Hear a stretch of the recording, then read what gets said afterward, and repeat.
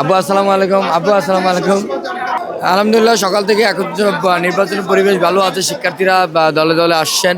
আশা করছি শিক্ষার্থীরা তাদের এই ভোটাধিকার প্রয়োগ করবেন এবং ইতিহাসে সাক্ষী হবেন এবং জগন্নাথ বিশ্ববিদ্যালয়ের মধ্যে দিয়ে একটি নতুন ট্যাগ যুক্ত হতে যাচ্ছে এবং জগন্নাথ বিশ্ববিদ্যালয়ের জন্য ভালো কিছু অপেক্ষা করবে। আমরা সকলে জানি যে 30 তারিখে নির্বাচনটা ক্যান্সেল হয়ে গেছে। আজ 6 তারিখ আবার নির্বাচন হচ্ছে। আমরা চতুর্দিকে দেখতে পাচ্ছি যে ভোটাররা আসতেছে, আরও আসবে। আমি ভোটারদের উদ্দেশ্যে বলতে চাই, আপনারা দ্রুত আসুন, নির্বাচনে আসুন এবং আপনারা যোগ্য প্রার্থীকে বেছে নিন, যোগ্য প্রার্থীকে ভোট দেন। আর নির্বাচন কমিশনের উপর আমি পূর্ণ আস্থা রাখতেছি। ইনশাআল্লাহ একটা ভালো এবং সুষ্ঠু নির্বাচন আমরা দেখতে পারবো।